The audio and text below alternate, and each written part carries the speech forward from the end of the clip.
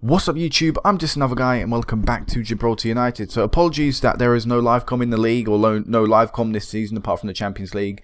Been a little busy and as a result I just really wanted to play this save and progress through. Hopefully you understand that. Once I get a bit more time back, or once I've done the work that I need to be done, or I need to do I should say, I'll start doing updates in the league and stuff. But yeah, let's jump into this. So instantly on this page you should see something screaming out at you, and no, it's not the fact that we're first, it is this: we are now a professional football team, the first ever team from Gibraltar to be professional. What an achievement. And the thing is, it came out of the blue. Honest to God, I was continuing forward. We ended our season, we won the quad again, which is again really good for the club, and it's continuing forward, and bang, out of nowhere, chairman decides he's willing to turn the club professional, and that came with other things as well. I've signed down I've signed down all my staff to professional deals. I've signed down majority of my players, or the key players, down to professional deals. I myself have not been able to sign myself to tie myself down to a professional deal.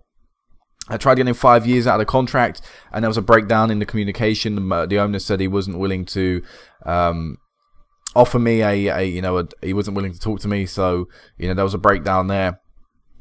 But I will get a deal, don't worry. I've still got years left, so I should get a new deal before then. But yeah, we've turned professional, and that is brilliant. The first ever club from Gibraltar to be turning professional, and it's really good for the club. We may not this year do really well in the Champions League, but being professional opens up a whole new world of possibilities for this club, and that is brilliant. So let's talk about some other things that happened. So with turning professional, I then asked the board, can we improve my scouting range? And he said yes. So we can now scout anywhere in the world, and as a result I went on a massive scouting spree, and as you can see, I've currently got a lot of people scouted. All of these people, some from Ireland, England, Northern Ireland, Wales, pretty much the UK right now, that's where we are, but we're allowed to scout anywhere in the world, and as a result I've taken advantage of it as much as I can. These are all the people that, according to my assistant manager, will be realistic to join, and as you can see, there are a lot of good people. Currently all these people that have bids written on them are majority my people that I'm looking to bring in. As you can see, all of these people are bids, but they're all trials, they're all just to bring them in. I really like the look of this guy, Michael O'Donoghue. He looks like a really class player, a lot better than our current left back, and the left back position is one that we need strengthening. So, that could be something we could go for. It does mean our team may start looking away from Gibraltar for its players and more towards foreign talent. I'm not too sure. I'm now at a difficult stage because I do like the fact that my whole starting 11 plays for the Gibraltar national team, but certain positions now I think have to make way. And I am trying to sign, because O'Donoghue is just one of the examples there. If I were to click on, I think, Ross Mackey, as you can see, he's 18 years of age, and this guy looks like a really good talent. He's got some really nice stats on him. He's a centre midfield. Again, he's coming in on trial for us, hopefully. He's currently wanted by Wraith, Montrose, and Arbroath, sorry. So hopefully he'll come to us on trial. But this guy looks pretty good, and I am looking at 18-year-olds, because 18-year-olds, once they train in our nation for a set amount of years, they can become homegrown to not only the club, not only the nation, but then also represent the nation. Now, you can represent the nation from any age. Once you're here for 3 years, you can represent them. But the reason I'm doing it to 18-year-olds is that way they can be homegrown at the club as well. So there are a few 19-year-olds I'm looking at. People like Stephen Williams look like they could be really good players for the future. These are all just players that I've scouted for a little bit. I'm bringing them in on trial. They're all willing to join me now, so it's just really good times. We've got 3.2k to spend on wages, and I'm going to look to try and use that and strengthen in certain positions. But yeah, we can scout anywhere in the world, and in fact we've actually already made a transfer. Roma Perez is going to be coming in on the 3rd of the 10th, 2021, sorry, God, different day. But yeah, 2021 he's going to be coming in. So we've got a year and, what's that, 2 months until he comes. But that's just because being foreign, I think he can't leave his country until he turns 18. Yeah, until he's 18. He's 17 this year, 18 next year. So he'll be coming in then. But this guy's report is really good. He's 16 years of age. Will be 18 when he joins. Looks like he could be a really good player. Even if he were to join and wasn't particularly good, he could be someone that could just sit on the bench, things like that. So I am looking at these players now. We are looking to try and expand, and it is exciting times. I'm really looking forward to the upcoming few years now.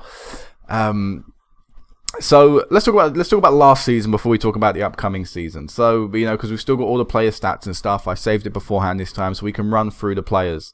So who won the league? We won the league, of course. I already said we won the quad. It was a particularly good year for us this year, you know, a lot better than last year. We're back on track now. We did manage to beat Lincoln in that second time we played them, and we were the only team to prevent them from walking away with a point this season. So, at least a point this season. So that's really good. We won, you know, when you drop points in 2 games, it was a really good second half of the season. Did concede quite a few goals this year, but we more than, you know, overcame that with a goal scored. Of course, still defensively, I'd love to improve that. But it was just a lot better than it was last year, and overall that is great. You know, that is good. That is ideally what we need. Angels had a disappointing year, despite the massive hive obviously featuring in Europe earlier in the season, only losing 2-0 and 3-0 in their matches against a team from Latvia. I wonder if I can click on that quickly. I can.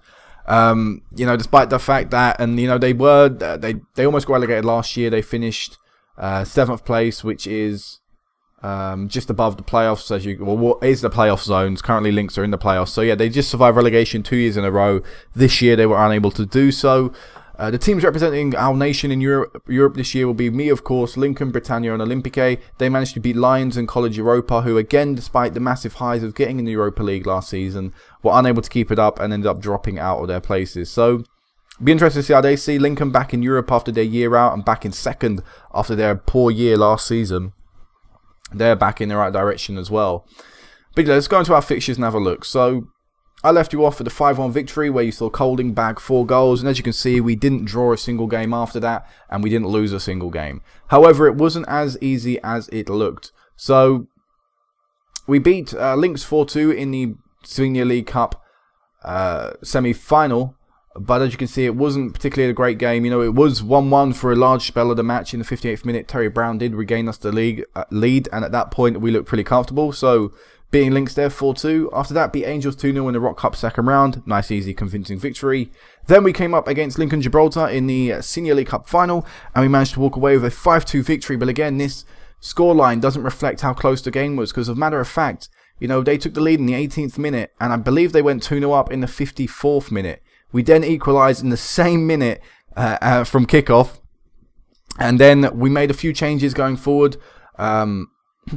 Barcelo, who didn't score in the 54th minute, I already had a sub pre-arranged for that time, so he ended up coming off after scoring. His replacement, Christian Di Rosario, ended up scoring in the 63rd minute to put us back on level terms. Then we just went beast mode for 4 minutes with Lopez, Enrique and Duarte all getting goals, helping us get a very comfortable victory, which I say doesn't really reflect how good Lincoln were for the majority of the game. But in the end, they let themselves down defensively in that last 10 minutes, and we were able to walk away with a very convincing victory. Following that, College Europa, we won 2-1. Nice, easy victory. You know, not really going to go too much into that. Beat Lynx 5-1 as well. Callum Gregory getting his first hat-trick since, I think, last season. I think last year in Europe he got his last hat-trick. Oh no, he got his hat-trick in the final. So about a year for his hat-trick, so wait for his next hat-trick. But yeah, good to see him again, still being able to score after his, you know, terrible time with injuries this season. In the Rock Cup quarterfinals, again, we were pushed by the team we were playing. We won 3-2 on the day, but after throwing away a lead and then falling behind, we did finally win the game. Jason Colin with getting the 2 goals we needed to overcome Britannia on the day. So pulling us through to the semi-final. Beat Angels 3-0, beat Lions 3-1. Again, some easy results. Then we beat College Europa 3-1 in the Rock Cup semi-final. Coling yet again scoring goals. We then smashed Lincoln 6-1 in a game that absolutely destroyed them. And this was the game that obviously if they'd walked away with a draw from, they would have gone the whole season undefeated. But Jason Colin just thought, nah, I'm not having that.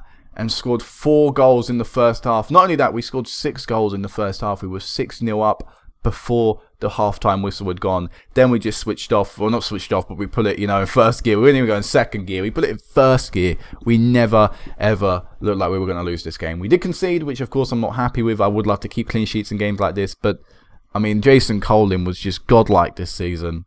And in this game, it shows one of his great performances. Look at that. That's not only the first time he scored 4 goals this season. I believe it is the 3rd time he scored 4 goals this season, is it not? He scored it here. Did he not score it again? He hasn't scored it. He scored it there. So he scored 4 goals. But overall this season, he scored 1, 2, 3 hat-tricks. Did he score another hat-trick? Nope. You know, we'll have a look in a second how many goals he scored this season. But it was incredible. In the last league game of the season, we won 5-2 against Britannia. We won the league, by the way, in that 6-1 victory over Lincoln. I did speak to the lads beforehand, said, let's win this game, you know, let's win the league in this match. And I think that was the response I saw in the 6-1 victory. Britannia afterwards, 5-2, nice easy result. Gregory, Coling getting 2 goals each, and Montgomery. Again, really nice to see Montgomery and Gregory scoring the goals, because both of them had suffered quite terrible injuries this season, which kept them out for 2-3 months, which is a really long time. So it's really good to see them end off a season which is quite difficult in a positive light. And then we also won 4-1. We beat Man 62 4-1 in the Rock Cup final, with Gregory getting a double and Coling scoring, as well as Burgess. So, rare goal for Burgess. Man 62, did they get promoted? They did win the league, so they'll be back in our division next year. Good to see them back. You know, of course, they were the first team I ever fought with to win the title. It's strange seeing them in the lower division. It just doesn't seem right. But yeah, it was a really good year, but overall the squad was immense. Now, for the first time ever, there are actually awards to hand out. For some reason, since I've played this save, awards have never been handed out. But we turned professional, and then a few days after, they handed out the first ever Gibraltar, you know, all these awards. They've never been handed out before, so which is quite strange. But we'll go through that right now. So top goal scorer, as you can see, actually, top goal scorer was handed out in the first year and not until now. I don't know why, but it was just like that. But Jason Colin scored 20 goals this season in the league alone. And to put that in perspective, our previous highest ever goal scorer in a single season for this club was 19 goals from Marston in our first ever season. Now, in our first ever season, I believe Marston plays for Lions still. So we can actually click on him, I believe. Actually, no. Yeah, I think we can, yeah. No, that's Musket, isn't it? Was it Musket or was it Marston? It was Marston. Let me go on club history. I want to show you something quickly. Records. Players. Top goal scorer. Paul Marston, 21 goals. He's still going at Angels. But look at that. He played 21 league games and scored 19 league goals. If we compare that to Coling this season, he played 14 league games. So he played... Oh, I have to close here, don't I? He played 14 league games this year and managed to score 20 goals. Not only that, 7 assists. So he was involved in 27 goals this season in 14 games. What an incredible year for the young 19-year-old. I expect he'll be our top goal scorer in the future for the whole club. As you can see as well, Gregory came third, and he only featured in 6 games this season, but still managed to score 8 goals. It was an incredible goal scoring year for us, especially for Coling. Goal of the season ended up going to Golan against Olympique. In the game that you were unable to see, it was actually the first game of the season. Did he only score 1 goal in that game? He did. Let's have a look at that goal. We'll have a look at that goal after. But yeah, he scored goal of the season. Manager of the year, of course, went to me. The first ever Manager of the Year award to be handed out. Player of the year didn't go to Coling for some reason. It went to Duarte, who plays for us. I mean, he had a good year, yes, Duarte, but higher average rating to me is Coling. And I know he's got 16 assists and 3 goals, Duarte, but I would still say Coling deserves it a little bit more. But either way, one of our players won it, and I shouldn't really be complaining. But I would love, of course, the young 19-year-old, who I think's got a really good future ahead of him. I would have loved him to have got it. Team of the year, we absolutely wiped the floor with them. We end up getting all but 3 players in it. You know, our whole back 4, despite the fact I don't really think our defence is too great and too consistent. Harrison had quite a few bad games this year. In fact, I had to speak to him on an occasion to say, you know, if your performances don't pick up, you're out of the team. You know, you're dropped out of the starting 11. He did pick up after that, and he never played badly after that. But it was you shouldn't get to that point where I have to say it. But yeah, it was a good year as well. Terry Brown, which is nice to see another player coming for our youth system in there. And Young Player of the Year went to Matthew Smith, our centre-back, which again is just really nice to see. What that did mean as well, though, was because all these people had been signed to professional deals beforehand, they all picked up like Player of the Year bonuses and all these bonuses. We're going to have to watch out for that now. It's something you know, being a semi-pro and amateur team beforehand, it wasn't something I had to worry. But now I have to really look at them things because they will cripple the club if I don't watch out financially. But yeah, it was just a really good year, and it was just we were in a bit of a bubble for the second half of the season. You know, no one could stop us, no one could touch us. If you look at the overall season, look at that. Look how many assists Duarte got. I keep thinking I'm saying his name wrong, but yeah, either way, look how many assists he got. 29 in 27 games, 27 appearances. Just mind-blowing how brilliant he was. And as you can see, the left-hand side was actually very, very vital for us. because Burgess got 7 assists down there. Byrne got an assist down there. I believe we played Montgomery down there at one point. He probably got an assist from down there. The left-hand side was so powerful this year. But it also helps when you've got people who are able to score goals, as Coling, Gregory and Clark all got double figures. And not only that, Gareth Clark managed to get an appearance for the actual national team for Gibraltar. That's how apparently good his year was. He was able to be recognised on an international stage. Now, I doubt he'll ever become anything incredible at the club. In fact, he'll probably be our 3rd choice striker next season, or actually 2nd choice striker next season, because there's a new regen coming through, which I think deserves a little bit more playing time than him.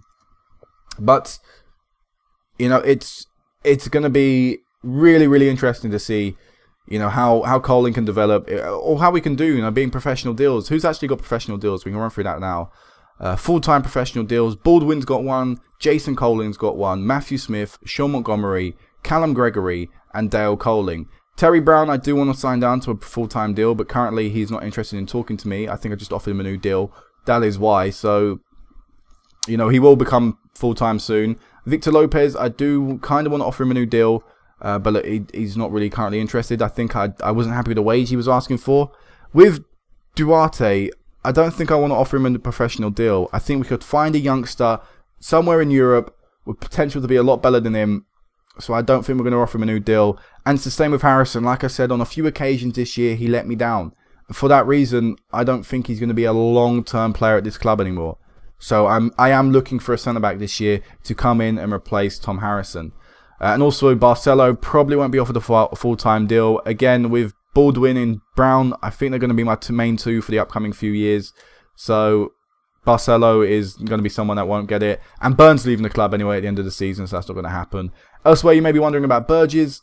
I probably won't offer him a full-time deal. In fact, I probably will sign a new left-back this year. He's 20, he's got good potential, but I don't think he's ever going to grow to it. You always get them people who have good potential. You know, I've seen people with 5-star potential, but they're 24, and they've only got 1-star ability. They're never going to reach that. It's, you know, it's unrealistic. And Burgess is going to be one of the players that will never really reach his max potential. So I'm going to be signing a new left-back this year, probably. But, you know, that's, you know, overall the team, as I said, I could go into every single player, but that would take too long because these players have been that good. You know, everyone's been really good. I am going to run through a few key people, you know, have a look at some stats, I guess, of how they've grown. So I want to go on here. So Coling has gone down a little bit, but I think that's just because of the off-season. But overall, I am trying to improve his quickness, trying to get him a little bit quicker because I play him as he advances forward. Quite good for the national team as well. We'll have a look at the national team as well. I have not done that for a while. Gregory, you'll have a look at Gregory's stats. A few of them did drop with his injury, but hopefully we can get them back up next season. Coling, Dale Coling in goal looks still pretty decent. I don't think I'll be needing a new keeper right now. If I can find a good one, of course I will, but for now I'm happy. Matthew Smith, I think, is a really good player for the level, but again, I will be looking for new centre-backs because I know these guys won't be good enough for much longer if we want to be making, you know, making headway in the Champions League. Here's Montgomery stats. With his injuries, I think his stats did drop quite a lot. I can't actually see any off the top of my head, but I do think they dropped. But you know, let's hope a clean season next year, no injuries will be, you know, will benefit him. His Baldwin stats, his mentals are looking pretty tasty. Just need to get him a few technicals up, and I think he'll be a really hard-working, good defender. Terry Brown has grown, 21 years of age now. He's surprisingly quite a senior player in the team. I changed a few people's numbers around as well. You may notice Terry Brown, I gave him 10. He was like 20-something, I think, before. I gave him a more, what sort of to me says first team number. But yeah, he's still a good player, pulling in really good performances. Full-time contract, hopefully it will help him develop for them last few years of developments he has. But apart from that, I don't think I'm going to be offering the second or the bench boys new deals. Now, as you can see, I've got a lot of youth players on the bench, and it's because I think that's going to be my aim from now on. I think with the club being professional, but still having to watch out for their wage because we don't want to spend too much, I am going to have a lot of youth players on the bench. Ideally, what I would do is have Barcelo leave the club, Byrne leave the club, who is going to be leaving the club, and bring in youngsters in them positions. Because that way, I'm not paying the additional wage that is unnecessary. I know from now on, I'm not going to be able to offer non-contract deals. So the people like Whitbread, Catania, you know, Enrique, those people on amateurs and part-time deals, that's going to be a thing of the past. You know, it's not going to be advisable anymore. It's not going to be possible anymore because we won't be able to do that. But, you know, that's something we're going to have to, you know, there's something this just has to happen. You know, we're a growing club. Things have got to change. The youngster I was going to talk about, because he was probably our best player to come through our youth intake, was Brian Smith. Not particularly great, as you saw from his report. It's nothing special, but why does it say his cons? Oh, his current mobility is apparently not particularly good, but he's got good potential, better potential than anyone else at the club. And he played last season twice for us, did well in the league, not so much in the cup. But yeah, you know, he could be a good player. We'll have a look. We'll see how he goes. Got decent determination. Not too great work rate, but not too bad either. But yeah, we'll give him a go next year. We'll throw him in a few games, a bit like we did Clark, hopefully. Well, hopefully my striker will stay fit and he'll just get a few substitute appearances here and there. But, you know, a decent-looking youngster. You'll also see Bolastaro, I believe. 16 years of age, not a particularly great regen, but again, not particularly the worst regen. Could potentially be a decent backup player for us. You know, not got some bad stats for a limited defender, really. You know, a few here and there obviously need to be improved, like positioning and heading, but overall got some solid stats. Will definitely, you know, do in case of an emergency. But yeah, we're moving on now. We've got big times ahead at this club. With the national, with the under-21s, I guess, as I haven't actually looked at the under-21s. Our team's not done too great. We lost to Estonia in a game which really we shouldn't have lost 1-0 to. It wasn't, you know, I wouldn't really say we're too far behind Estonia. Some of our players in this team right here were quite good. In fact, this was probably my strongest under-21 team. The likes of Montgomery, Baldwin, Brown, Coling, Robinson, Matthew Smith, Preston. Sorry, I don't know why I struggled with that. But all these guys normally play for the senior team. And we had them and we were dominated. Really, really poor. And we lost 5-1 as well to Moldova. So, not looking forward to these last two under-21 qualifiers against England and Ukraine. We'll probably get dominated. Last time we played England, I think it was like 45 shots to 2. Look at that, it was a joke. Actually, I haven't shown you any of these fixtures, really. I really should have pointed them out. Sorry about that. Last episode, I didn't show you. Or last video, I should say. But yeah, look at that. We lost to Ukraine. You know, we've just lost all the games. It's not been a particularly fun year for us. But hopefully we can... I probably should arrange a few friendlies. You know, get a few easier teams and try and pick up morale a little bit. With the main fixtures, how did they do in the European qualifiers? I know that was not the European qualifiers. They lost every game. They only lost 1-0 to Netherlands at home, which isn't too bad. Just, you know, looking through them there. But obviously, there are some hefty defeats in there. Ukraine, Netherlands, you know, 9-0, 7-0, 7-0 to Sweden, the 5-0s. Everything was pretty hefty. But I'd say they could be proud of that 1-0 defeat to Netherlands, especially when they were down to 10 men after 1 minute. Wow, that's actually a really good performance from the team. And also, Jack Gosling getting the only goal in the qualifiers for us there. But we entered the Nations League, Division D, Group 4. We got Georgia, Kazakhstan, and Azerbaijan, the easterny sort of European. So that will be a really tough group to get anything out of. Not the sort of easy group they had last time. But you know, they'll give it a shot, I guess, and they'll see how they go. It'll be good to see either way. But yeah, that's the national team. That's the club, those are transfers, those are the players. I've gone through quite a lot. It's probably quite a long episode, but I've still got more to show you. So, financially, how are we doing? We'll have a look at that, then we'll talk about how the club and reputation's grown and stuff. So, we've got an injection of money recently. I don't actually quite know what that is, but we have. It might be sponsorships and stuff. But yeah, hopefully with the money being put in from the Champions League, you know, that'd be great. And I'm really looking forward to see who we can get in the draw. When is the draw? I'll actually go forward to that draw after I talk about how the league has grown and stuff. So, it's not been too long ago, so we're now the top team in Gibraltar. We're now the best team in terms of reputation in Gibraltar. Like I said, it was weird seeing Man 62 in the lower league. They're the third biggest team in Gibraltar, apparently. So to see them relegated is quite surprising. But we now top this list. So that is, you know, a major way of me showing that we're making progress. We've now top of that list. We've reached another quite important stage in our journey. We still top the sponsorship ranks. We bring in 24k. Still not particularly a lot, you know, in comparison to what we probably spend at this club. But in comparison to the sponsorship money in the league, it is a very large proportion.